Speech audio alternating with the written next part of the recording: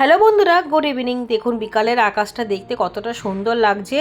অল্প অল্প মেঘও রয়েছে আর এই কদিন ধরে বেশ সুন্দর হাওয়াও দিচ্ছে। বিকালের পর থেকে যখন ছাদে থাকা যায় তখন কাজ করতে ভীষণ ভালো লাগে, কারণ সকাল থেকে এতটা রোদের তাপ থাকে। আর দেখুন এদিকে নয়নতারা ফুল গাছগুলোতে ফুল কত ভরে ভরে হয়েছে। খুব সহজ একটা গাছ, অনায়াসেই হয়ে যায়। তবে এগুলো হচ্ছে হাইব্রিড ভ্যারাইটি। আমার ছাদ বাগানে দুরকমই রয়েছে, দেশি হাইব্রিড সবই রয়েছে, সব রকম কালারই রয়েছে। তো আজকে চলুন এই নয়নতারা নিয়ে কিছুটা কথা বলি। খুব সহজেই এই ফুল গাছটা হয়ে যায়, যে কোনো মাটিতে হয়, সে এঁটেল মাটি হোক, বেলে মাটি হোক, বা দোআঁশ মাটি, বা কাঠের গুঁড়োতে, বা কোকোপিটও খুব ভালো হয়। খুব তাড়াতাড়ি ফুল চলে আসে।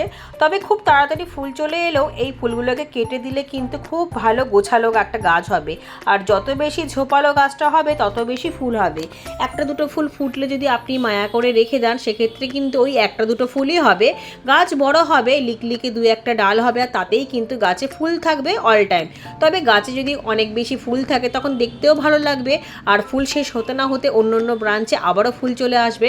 সেই জন্য গাছ কাটিং করাটা খুবই দরকার। যদি ফুল ফুটে থাকে সেই ফুলটাকে কিন্তু কেটে ফেলতে হবে, সমস্ত ডাল কেটে ফেলতে হবে। খুব অনায়াসে চারা করা যায়। আমি দেখুন এখানে একটা বেগুনবেলিয়া গাছের মাটির মধ্যেই অনেক দানা ছড়িয়ে দিয়েছিলাম, সেখান থেকেই কিন্তু অনেক চারা উঠেছে। চারা একটু বড় হলে তুলে শিফট করে অন্য অন্য জায়গায় বসিয়ে দিয়েছি। দেখুন এক একটা টবের মধ্যে 3-4টে করে চারা দিয়ে দিয়েছি। এই গাছের ফুল ফোটানোর জন্য খাবার দাবারও বিশেষ কোনো ঝামেলা নেই। আমি সারাটা বছরে ওই একবারই একটা খাবার দিই, হাড়ের গুঁড়ো, শিংকুচি, একটু ডিমের খোসা, নিমখোল, ব্যাস। সারাটা বছর আর কোনো খাবার দেবো না, এই খাবারেতেই সারাটা বছর হয়ে যাবে। জল দিতে হবে, অতিরিক্ত জল এই গাছের দরকার পড়ে না, কারণ এই গাছের তেমন কোনো চাহিদাই নেই। এদিকে দেখুন 2 রকমের চারা আছে, আমি একটা টবের মধ্যেই বসিয়ে দিয়েছি, তাতে কত সুন্দর দেখতে লাগছে। তবে এই যে এরকম ফুল ফুটে থাকলে এই ফুলগুলোকে কেটে দেবেন। যত মাথা কাটবেন এই মাথা থেকে কিন্তু 3-4টে করে ডাল বেরাবে, আর তখন যখন ফুলটা ফুটবে তখন কিন্তু গোছালোভাবে ফুটবে আর দেখতে বেশ সুন্দর লাগবে। দেখুন এই ডালগুলোকে সব কেটে দিয়েছিলাম বলে কতগুলো ডাল বেরিয়েছে আর কত ফুল ফুটেছে। যে কোনো জায়গায় যে কোনো অবস্থায় এই গাছ করা ভীষণই সহজ, কোনো চাহিদা নেই, কিন্তু রোদের চাহিদাটুকুনি রয়েছে। একটু ছায়া ছায়া জায়গাতেও যেহেতু এই গাছ ভালো হয়, কিন্তু রোদ একটু দরকার। রোদ পড়লে এই গাছে কিন্তু ফুলের সংখ্যাটা অনেকটাই বেড়ে যায়। অনেক বেশি খাবারের যেমন প্রয়োজন নেই, তেমনই একদিন জল না দিলেও কিন্তু এই গাছ মারা যাবে না, অনেক কষ্ট সহ্য করতে পারে। তবে খুব বেশি কাদা কাদা করে জল দেওয়ার দরকার নেই, ওই দিনে একবার জল দিলেই যথেষ্ট। বিভিন্ন কালারের হয় এই ফুল, তবে আমার ছাদ বাগানে এখন আর অতগুলো কালার নেই, অনেক কালার পাওয়া যায়, আর দামগুলোও কিন্তু বেশ নেয় আমাদের এখানে। তবে অন্যান্য জায়গায় হয়তো কমও নিতে পারে, কিন্তু একবার কিনে নিয়ে এলে কিন্তু সারাটা জীবনের জন্যই আপনার কাছে রয়ে যাবে, কারণ এই বীজগুলো অনায়াসে পড়ে বাগানে আপনার থেকেই উঠে আসবে চারা। আমার কাছে অনেক বীজ ছিল, আমি আমার বন্ধু বান্ধবদেরকে সেই বীজও দিয়েছি, এমনকি চারা তুলে তুলেও দিয়েছি। ফুল দেখতে যেমন সুন্দর লাগে, তেমনই ফুল তুললে কিন্তু ফুল আরও বেশি বাড়ে। গাছে থাকলে যত না বেশি বাড়বে, গাছ থেকে তুলে নিলে আবারও নতুন নতুন কুড়ি আসে, তখন ভরে যায়। তবে এত ফুল তো রোজ তোলা সম্ভব না, আর দেখতেও ভালো লাগে না। সেই জন্য অন্তত সপ্তাহে একদিন করে ফুলগুলো তুলে নিলে কিন্তু আবার নতুন করে ভরে ভরে অনেক ফুল আসবে। ফুল তো তোলা অনেক হয়ে গেছে। এবার এদিকে যে লাউ গাছটা ছিল, সেই লাউ গাছটাতে আর লাউ দেবে না। এই লাউ গাছটা থেকে তেমন আমি লাউ পাইনি, যতবারই ফুল এসেছে, পরাগায়নের সময় এসেছে, তখনই আমি ভুলে যেতাম, খেয়াল করতে পারিনি, তাই জন্য এবার আর গাছটা হবে না বলে তুলে দিলাম। তবুও 2-3টে লাউ কিন্তু পেয়েছি। এদিকে এই ড্রামগুলোর মধ্যে লাউ গাছ ছিল, আর অসাধারণ লাউ পেয়েছি সেই বর্ষা থেকে টানা শীত পর্যন্ত, এমনকি গরমের প্রথম পর্যন্তও কিন্তু অনেক লাউ পেয়েছি।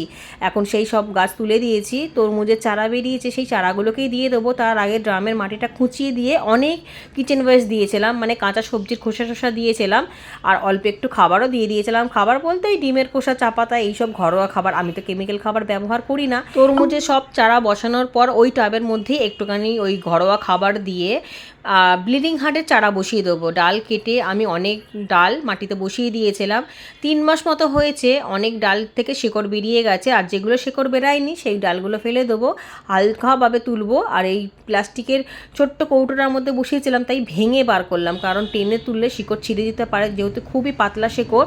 আর বোগেনভেলিয়ার দেখুন এইখানে এই ডালটাতে কি সুন্দর পাতাও বেরিয়েছে, আর একটা ডালও খুব সুন্দর পাতা বেরিয়েছে, বড় হয়েছে, তাই 2টো ডাল একসাথে বসাবো। আর যে বাকি ডালগুলো থেকে শিকড় বেরিয়েছে সেইগুলোকে অন্য অন্য জায়গায় বসিয়ে দেবো। আর যেই ডালগুলো থেকে এখনও পর্যন্ত শিকড় বেরায়নি সেগুলোকে আর চেষ্টা করব না, অনেক ডাল থেকেই তো বেরিয়েছে, অত গাছ কোথায় রাখবো, রাখারও তো ব্যাপার থাকে। আর হিজিবিজি জঙ্গল করে রাখলে দেখতেও ভালো লাগে না, ছাদটাও অপরিষ্কার হয়, আর একটা ফুল ফোটানোর জন্য যথেষ্ট রোদের দরকার, জলের দরকার, সব কিছু না পেলে তো সেই গাছটা বেকার বেকার জঙ্গলের মতো বাড়বে। সেই জন্য যতটা হবে ততটাই আমি গাছ করি। অযথা অনেক গাছ এনে জঙ্গল করে বেকার বেকার গাছগুলোকে নষ্টও করি না, তাতে জায়গাটাও খারাপ লাগে আর খাটনিটাও বেড়ে যায়। এদিকে মাটিগুলোকেও পরিষ্কার করে নেবো, ডাল থেকে দেখালামই তো কত সুন্দর শিকড় বেরিয়েছে, সেগুলো একটা অন্য জায়গায় দিয়ে দেবো। শুধুমাত্র মাটি বালি দিয়েছি, বালির পরিমাণটা বেশি ছিল। 3-4 দিন ধরে জমিয়ে রাখা সবজি ফলের খোসা নিয়ে এনেছিলাম গাছের কাজ করব বলে, কিন্তু এত রোদ দেখে দেখলাম কোনো কাজ এখন করা যাবে না, তাই এগুলো এক সাইডে রেখে দেবো আর পাতলা বস্তা চাপা দিয়ে দেবো ওই যে তরমুজ গাছগুলোকে বসিয়েছিলাম সেই তরমুজ গাছগুলোকে ঢাকার জন্য। কেন এত রোদ তো ছোট ছোট চারাগুলো নিতে পারবে না, আর একটু বিকাল হলেই কিন্তু খুলে দেবো। চারাগুলো কিন্তু বস্তা চাপা দিয়েই রেখে দিয়েছিলাম কালকে, তাতে কিন্তু বেশ ভালো রয়েছে। যেহেতু খুবই ছোট চারা তাই জন্য প্রথম প্রথম একটু ঢাকা ঢাকা দিয়ে রাখলেই ভালো।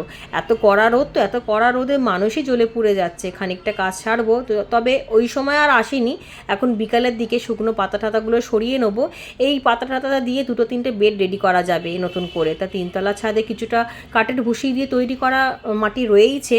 আর এদিকে দেখুন কারি পাতা গাছের কাছে এসে দেখি একটা নতুন চমক, একটা ছোট্ট চারা বেরিয়েছে। এই চারাটাকে একটু বড় হলে তুলে দেবো। ঠিক আছে বন্ধুরা, আজকের ভিডিওটা আমি এখানেই শেষ করলাম। সবাই খুব ভালো থাকবে।